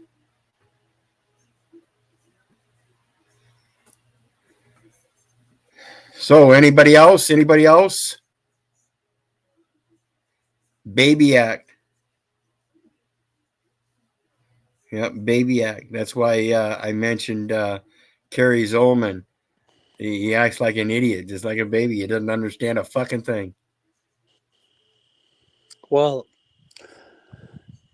I think what I would say, besides all the codes and everything else, is just keep it simple, stupid, being an honorable man or person. I think that's, in my personal opinion, in my personal journey, that's how I've attained, or if you want to call it attained, maybe it's karma, maybe it's whatever, maybe it's energy, frequency, just doing what's true and what's right. I think bringing just a really laughable, positive energy, like not even taking life too seriously, because you really can manifest your shit. Well, I'm it's kind of like I said earlier, if you have nothing to lose, then why not go for all of it? yeah. So I wonder. So I think that's why Paul is so powerful, is because he was ready to die. You know, Yep. he never had a license to begin with. And that's like me and my He, communications. I literally do communicate with the UN, the world ministers, the UPU, the International Parliamentary Union. These are people that need to be communicated with, because I'm certainly done communicating with these low level idiots, because they just will never comprehend it. So the most reasonable and logical thing for me to do is to talk to the people that are supposed to have the intellect. And I guarantee you, somewhere along the line, somebody's going to comprehend um, the artistic, literal works that we're all, again, supposed to speak boldly as we ought to. Again, coining your words or pursing your lips. Do you feel like there's? I'm speaking to the crowd. As everyone here had that moment, I know I know I've had it, and I'm trying to find it again. But there was a moment in my life where I was so in tune to the universe, of the vortex, everything, where it didn't matter. Like you could have locked me in a cell, and my mind was so infallible. Like you couldn't touch me, and then after a while again, I got broken, and that's kind of where I am now. I'm not like totally broken, but I went through the ringer, and I did everything that was true and what was right for like 3 years, and I worked my ass off hard in my entire life, and then I kind of fell back to it, old habits. I mean, you've seen me wizard up here, like I'm funny, Yeah, and that's why. whatever. Well, But I'm like, and but that's I'm why I also. say. Go ahead. That's why I say you've got room to grow and stuff, and it's something that we all have to deal with. Doesn't matter where you're at in life, as long as you're able to look back at your own history and learn from it. Most people tend to like to learn from the good things, but they don't want to look at the bad things and take out of it what they can to help prevent things in the future. So they go headstrong in continuing on in life as hedonists, enjoying everything they can, fumbling forward, and still dealing with all the bullshit that they really should be dealing with. So my question is, and this is what I'm struggling with, is once I've seen it and I've felt it, how in the hell did I fall back the other way? It's like riding a bike, brother. And I'm like, I'm having a hard time having that light bulb, light switch, because I'm a light switch kind of guy. Like I'm on and off, I guess, but like I can either like rule the world or I spiral down to my own demise. And I see that, and then even though I know that, I still do it sometimes. And I'm trying to understand my own mind and my brain, and why I would let myself go back to anything less than I already seen who I could really be. And it's like a really weird revelation to look at yourself that way. Well, yeah, and that's again, that's something we've all got to do. Go ahead, brother. I was asking him how often does he listen to me. I'm not being facetious. I'm asking for a reason. I didn't hear you, brother. You're so. Yeah, you're real static. No, not at all, brother. Really?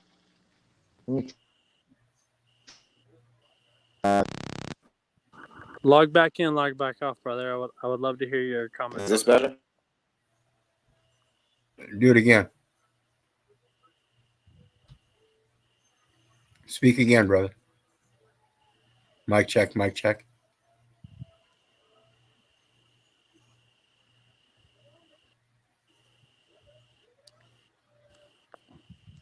All right, well. Until then, what are your thoughts, Keith? Or anybody else? Anybody else have any thoughts on that? It sounds like a good problem to have. Absolutely. That's what a good man does, is he likes challenges.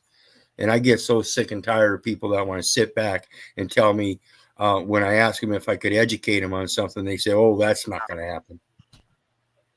That's the lazy glutton that's willing to kidnap children because they want to go home with their own paycheck to their own family. Self-centered motherfuckers. They care nothing about anybody else. Nothing. Yeah, I mean, my main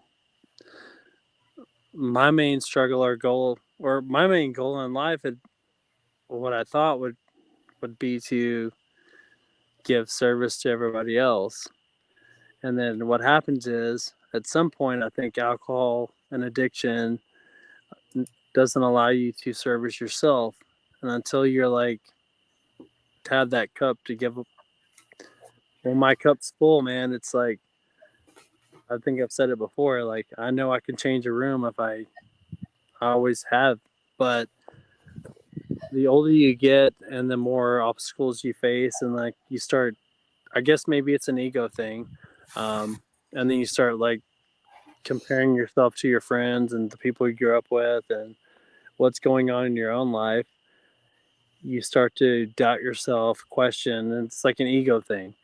But there was Well, a point. There was a point in my life where it did not matter. It did not matter what anyone said. Like my inner space was so infallible, untouchable, uncanny that it didn't matter what anyone said to me because I was walking in faith and knowing, and there was a difference. And now when you get a little insecure and you're in unknowing and you're not walking in faith, you start to doubt yourself again. And it's like, and I'm trying to find that Jeff again, you know? well, Jeff, I just got to remind you, it's just like riding a bike.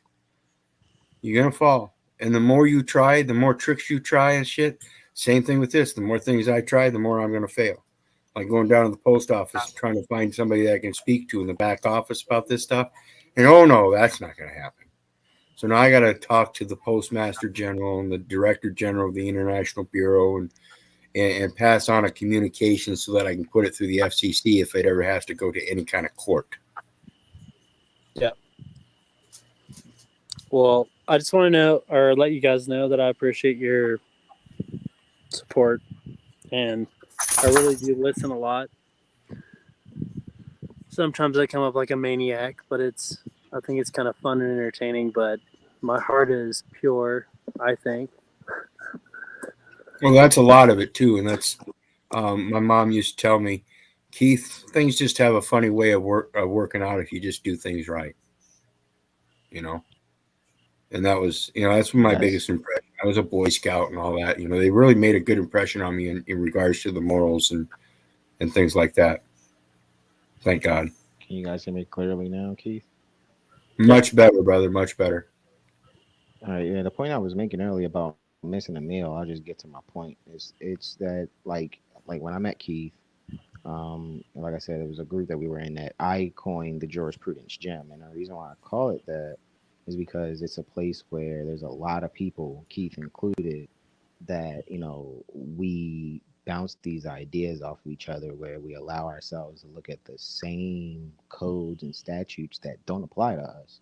However, we have ways of bouncing it off of us that helps us to remain confident in what it is that we see. And so, my only suggestion to find the quote unquote Jeff that you were speaking to, I think it's in the repetition of going over, you know what I mean, the things that's needed to keep you fresh. Because once you comprehend that you don't qualify for what is being asked of you, then you'll begin to ask the right questions. You'll begin to ask these people to provide the lawfully promulgated records that shows that you qualify to perform specifically.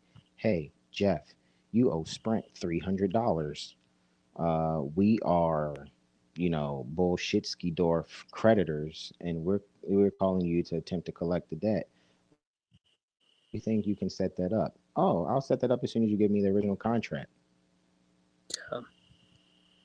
That's checkmate, because they'll never be Yeah. able to produce that.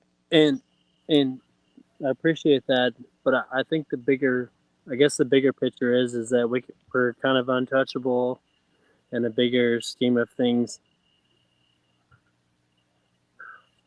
Yeah, Like What and I'm that's speaking on is I mean, wax on, wax off. So yeah, yeah, no, like I mean, this code stuff and like trying to get. I think the lesson I don't know what's God, the universe has been trying to teach me, but I've been so worried about money for so long. I've always like something always manifests, something happens. Like I have a garden here, it looks nice and everything, but I'm not, I'm just the guy. I'm not even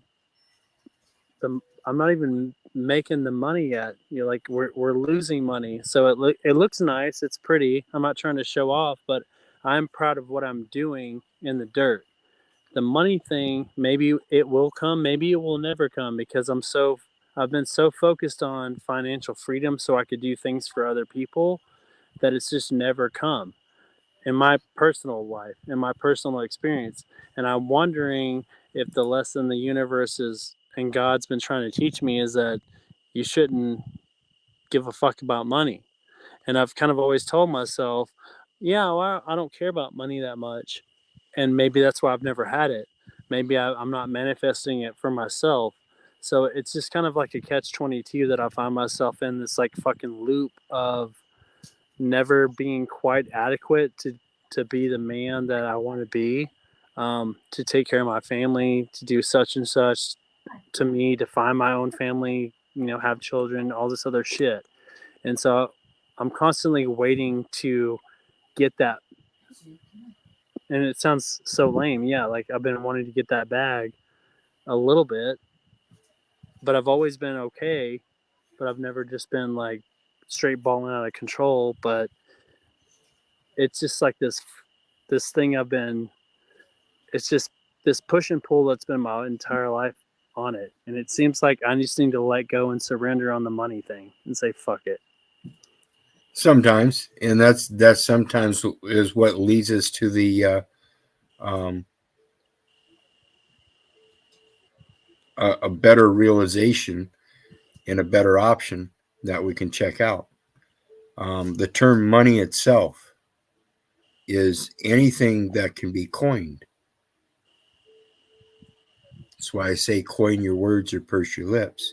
You can make an oral statement that will be verbalized into a document that others can interpret, as long as you put the correct words on there to have them do things. It's called spells. That's what's called spelling. You're the magician. You just got to get good at it. You're the word wizard.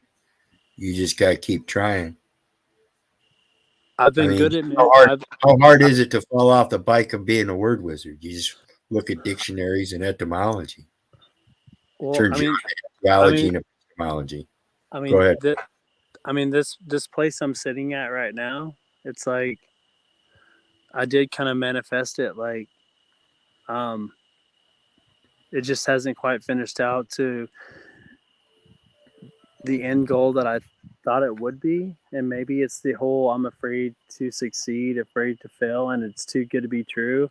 And so in my head, I was like, everything was synchronicities, even up to the name of my company, Pure Ascension. Everything came to me like in a dream. It was just so unreal and uncanny. Like I can't really explain it to people. And then I got out here and everything was there. And then the struggle really hit. Like the cannabis market tanked. It wasn't my fault. It happened right when I was everything that I had put on paper to my investor, to my good friend. It fell apart in front of my face. And it's like, how do you deal with that? The adversity with it. And then most people would be like, wah, wah, like you literally, you live on a nice property and you get to be your own boss and stuff. And I try to be grateful every day for stuff like that. But there's that one thing that I cannot finish, and that's the money part. And I've had that problem my entire life. So I don't know if I just need to surrender and let go of the fucking money part and say, fuck it, I don't care. I don't care because I'm doing what I love, and even if I don't make a whole lot of money, I don't give a shit. So, your thoughts, people? Well, Joe put an interesting comment in. He says, I'm not sure financial freedom is a thing unless you free yourself from finances. That's a good point, Joe.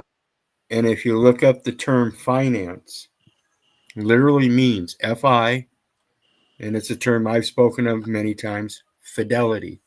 You have to have a fidelity agreement with the Postal Service to establish that private trust. That's that escrow agreement. You're going to have them holding on to the collateral documentation, documents of title. Okay. The finances, fidelity, F-I, fidelity. Nance, as in Nancy boy. You know, the feminine beta male cucks. Yeah. See, it's the feminine thing to put your value in materialistic things like gold and silver, and then write about them in communications like a bitch.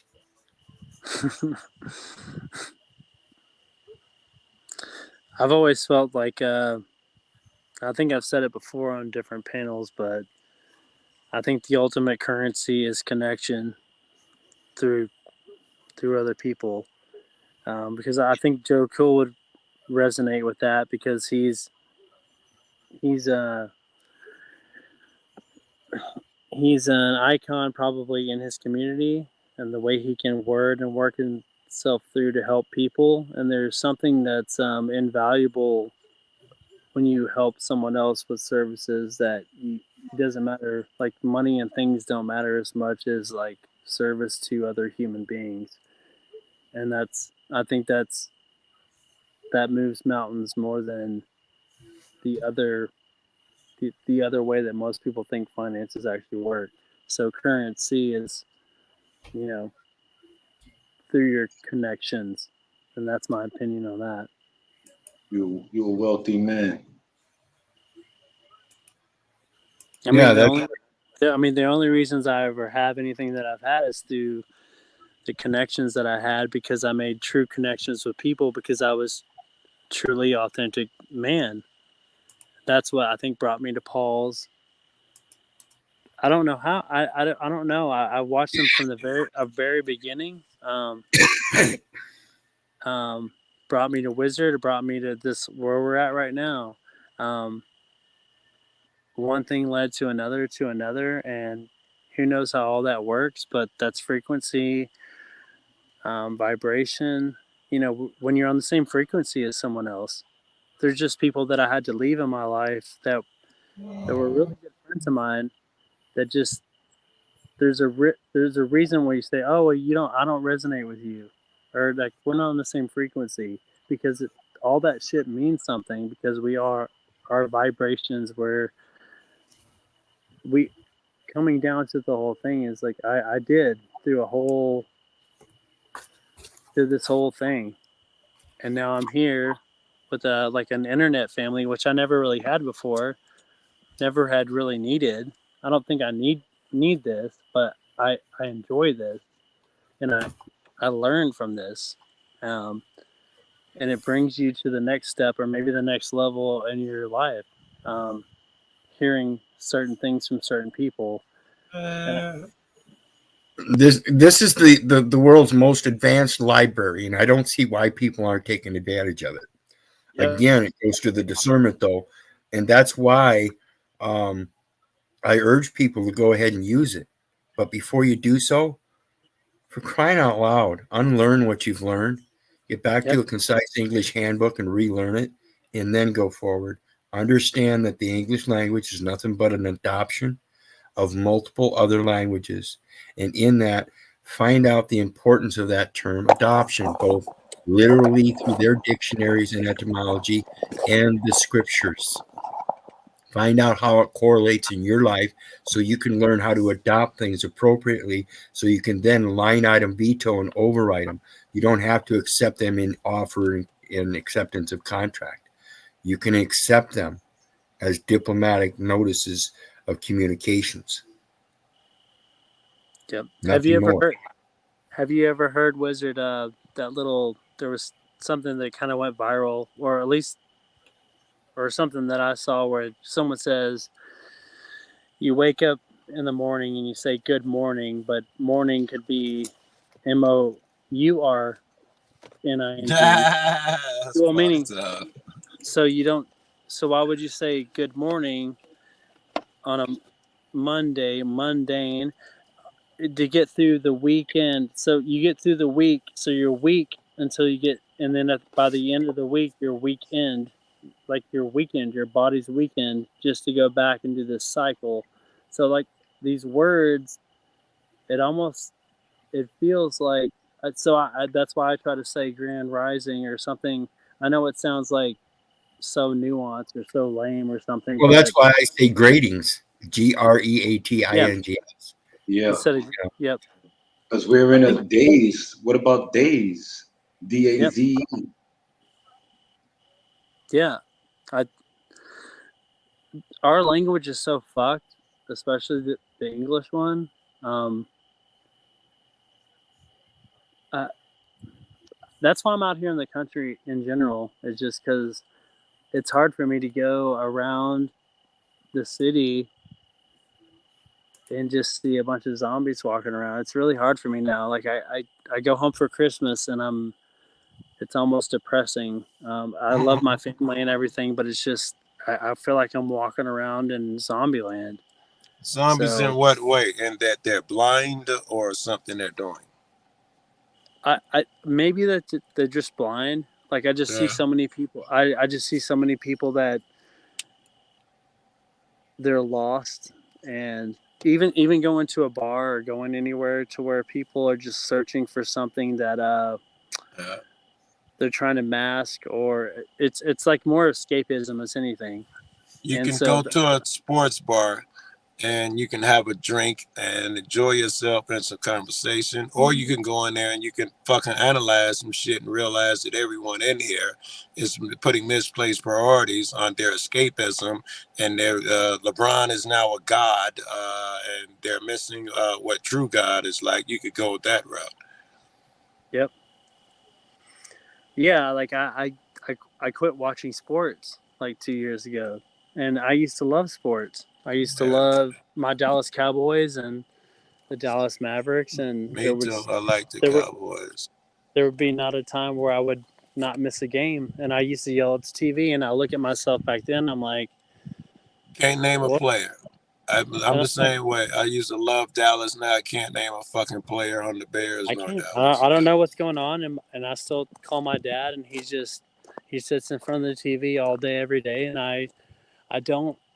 I wonder sometimes. It's like, are we all on different, like, if you think of it like a video game, Mm-hmm. to where you level up, and like Mm-hmm. maybe this was my time, and it took me to be like 40 years old to even see it.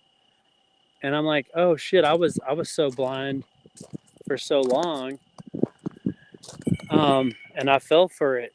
And then once you wake up, I'm like, oh shit, and then you try to tell all the people you love around you, and you can't really explain it without sounding psycho. But It's once like they got a cognitive dissonance. The shit you saying, they are unwilling to even investigate. Because it's just that, you can't be telling them shit like that. They're not interested. I'm comfortable. I don't want to hear that CNN is trying to trick me, or that the police are bad, or my government isn't out to help me. I don't want to hear it. Yeah, I mean, most people just want to go along to get along. Yeah. They don't. You know what? Because no one wants to do what's hard. You know, Yes, I agree. most people want to. I mean, and I was a guy that for a long time that avoided conflict, Yeah. and I think maybe that's what drew me to some of these channels, and the controversy is sometimes it looks like real life drama, um, Yeah. or like, but it like, think about when we watch TV and like we just had certain programs to watch. We got into the drama, we got into the characters, but now with YouTube, it is us. It's YouTube. It's all of us. These are real life people. Check Unless this out. When you're saying drama, I don't get into the real life isms, even on YouTube. I don't really want to know your personal shit, or you and your girlfriend arguing and going back and forth. And I'm not interested in that. However, conflict interests me. I have an endless interest for that shit. Any motherfucker that wants to discuss conflict, I'd seem to have an endless appetite for it. yeah, well, what I mean, conflict in a way is like a synonym of drama. So that there's a channel that's It's probably there sitting. somewhere, but I can't watch Hip House Housewives. But if fucking Peterson and so want to debate a thing, I can watch that shit for 3 hours. Oh yeah, I love that. No, I love Yeah. it. I love to hear a bunch of intellectuals debate ideas, because that's the thing. Small minds talk about people, medium minds talk about events, and great minds talk about ideas. Like, it's more interesting to hear, articulate men. There's something about like whether us we watch sports like for the physical, like, oh, domination, this and that, and then Right, right. lately it seems like it's almost more intriguing to watch an intellectual debate, because I Yeah, found yeah. myself doing the same thing too. Like, I love to hear two men debate on two total or not men or women, whoever, on two different totally opposite opinions, and just listen to it. It's fascinating to me.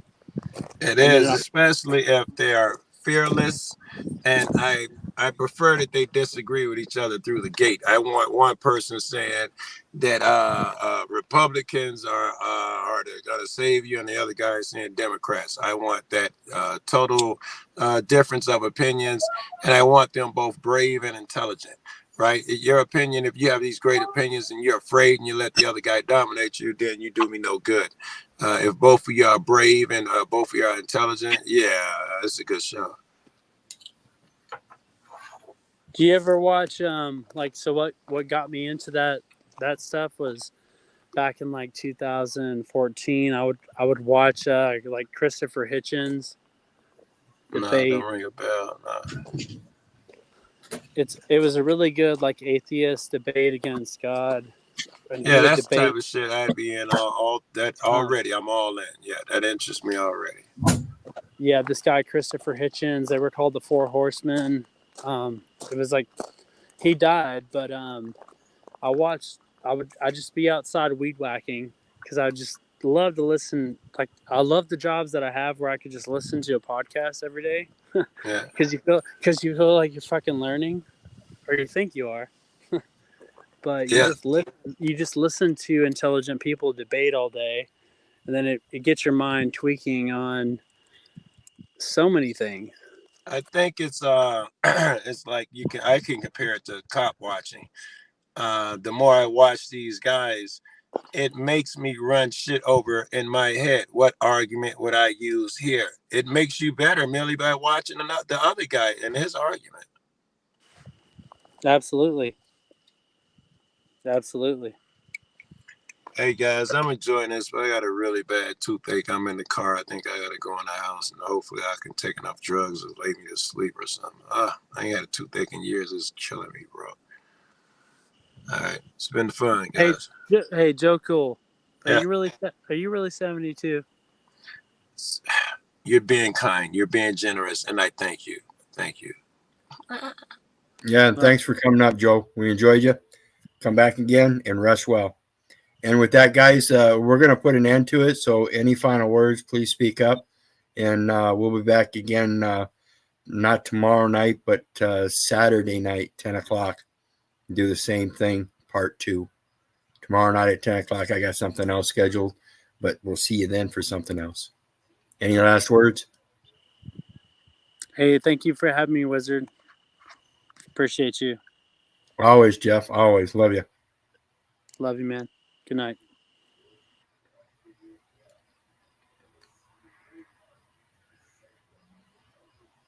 JG, anything? Brooklyn?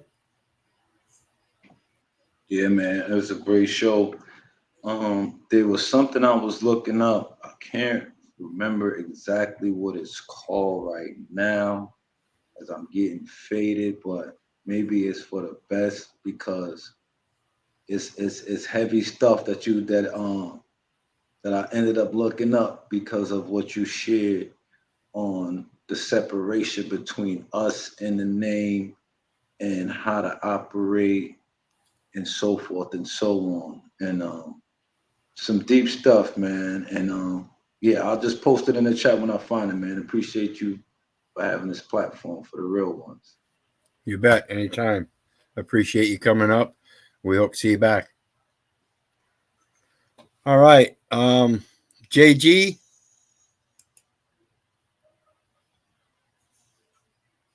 Hello. All right. Well, it seems like JG fell asleep, so he's out. And I want to thank everybody: Kelly, Aaron, Austin Murphy, Brooklyn, Texas, Harry Nut, Velvet Pin, anybody else. I appreciate you. Again, make sure you hit them buttons. Help the algorithms out, and hopefully help the prosperity of the knowledge spread. So God bless. Remember, I love you, but I don't give a fuck whether you love me back. So have a good night. We'll see you again next time. Bye.